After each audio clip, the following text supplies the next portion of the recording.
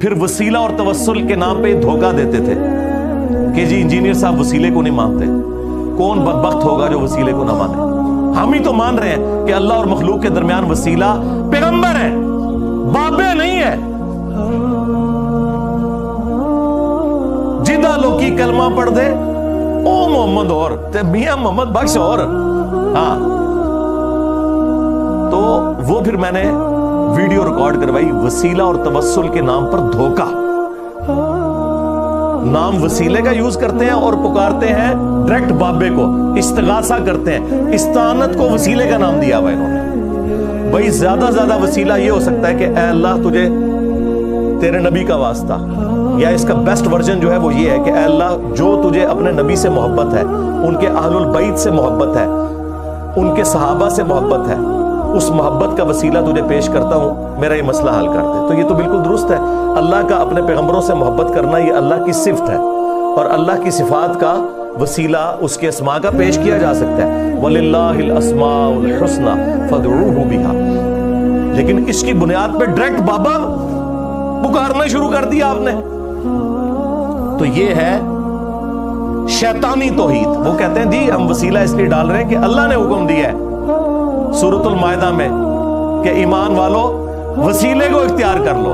اوے وسیلہ بھی پھر پنجابی کا تو نہیں ہوگا نا, وہ اللہ کا بتایا ہوا وسیلہ ہوگا نا. نیک اعمال کا وسیلہ, اللہ کے پیغمبروں کا وسیلہ کہ ان کے ذریعے آپ نے اللہ تک پہنچنا ہے. پھر آپ کو دھوکہ دیتے تھے, او جی قرآن میں تو غیر اللہ کو مدد کے لیے پکارا گیا ہے, صبر اور نماز کے ذریعے مدد چاہو.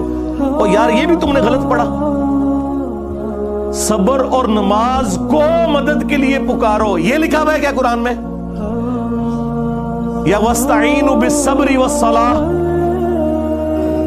صبر اور نماز کے ذریعے مدد مانگو. یہاں بھی وسیلہ ہے, ڈائریکٹ پکارنا نہیں ہے. آج تک کسی بیوقوف نے بھی کہا المدد یا نماز, المدد یا صبر. تو غیر اللہ سے مدد کہاں آ گئی؟ اس میں تو ساتھ ہی پڑھ لو ان اللہ مع الصابرین, بے شک اللہ صبر کرنے والوں کے ساتھ ہے. مدد اللہ ہی کی ہے. جو صبر کرے گا, نماز پڑھے گا, اللہ اس کی مدد فرمائے گا. اس میں نماز اور صبر کو وسیلے کے لیے استعمال کیا گیا, نہ کہ انہیں استغاثے کے لیے. سمجھ رہے ہیں آپ بات میری؟ سمجھ رہے ہیں نا؟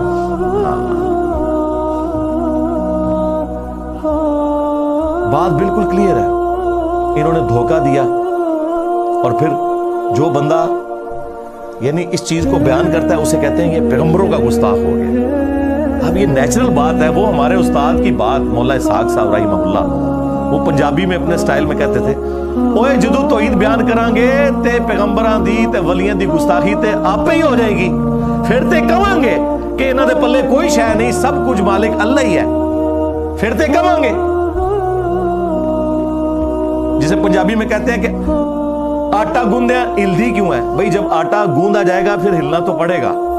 یہ تو نیچرل ہے کہ جب آپ توحید بیان کریں گے تو جو آپ نے جعلی توحید بنائی ہوئی ہے جسے آپ توہین رسالت کہتے ہیں وہ آٹومیٹکلی ہو جائے گی. پھر تو ہم یہ کہیں گے کہ کوئی نبی, کوئی فرشتہ, کوئی جن, کوئی انسان نہ اپنے کسی نفع کا مالک ہے نہ کسی نقصان کا.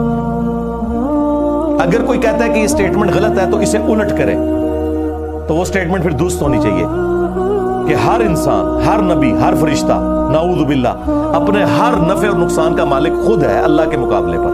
یہ بولنا ہوگا ساتھ, کیونکہ اللہ کے ساتھ میں کمپیئر کروں, کون بولے گا؟ تو نفع میں ہر وہ چیز ہے جو انسان کی ضرورت ہے, جن کی ضرورت ہے.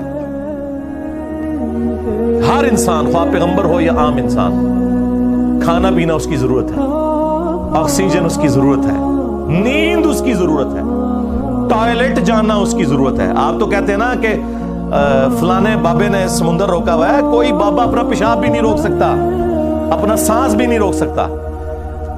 ویل مچھلی تو 1.5 گھنٹے تک سانس روک سکتی ہے, بابا نہیں روک سکتا. کہتے ہیں جی اللہ چاہے تو. اوے اللہ کہاں سے بیچ میں آ گیا بھائی؟ اللہ کو تم کہاں سے مانتے ہو؟ اللہ نے چاہا نہیں اور تم خود سے کہہ رہے ہو کہ اللہ چاہے. وَلَا تَقُولُوا عَلَى اللَّهِ إِلَّا الْحَقِّ, اللہ پر کوئی ایسی بات نہیں کر سکتے جو حق پر مبنی نہ ہو. آپ کے چاہنے سے اللہ نے نہیں چاہنا, اللہ نے خود چاہنا ہے. اللہ نے چاہا کہ عیسیٰ ابن مریم زندہ رہے اور قیامت میں دوبارہ آئیں، لیکن عیسیٰ ابن مریم سے بھی اولو العزم پیغمبر ہمارے محبوب صلی اللہ علیہ وآلہ وسلم کو اللہ نے موت دے دی اور دوبارہ انہوں نے دنیا میں بھی نہیں آنا تھا۔ اگر میری مرضی چلتی تو میں تو اللہ سے کہتا کہ میرا پیغمبر قیامت تک زندہ رہے، تو اللہ نے میری مرضی چاہنی ہے یا تمہاری مرضی چاہنی ہے؟ یہ اللہ کے فیصلے ہیں۔ اللہ نے چاہا کہ عیسیٰ ابن مریم بغیر باپ کے پیدا ہوں اور یہ ان کے لیے معجزہ ٹھہرے، لیکن ہمارے پیغمبر کو اللہ تعالیٰ نے اس طرح نہیں پیدا کیا، تو کیا اب ہم زبردستی نبی الاسلام کے والد محترم سیدنا عبداللہ رضی اللہ تعالیٰ عنہ علیہ السلام کا انکار کرنا شروع کرتے ہیں صرف کرسچنز کو خاموش کروانے کے لیے؟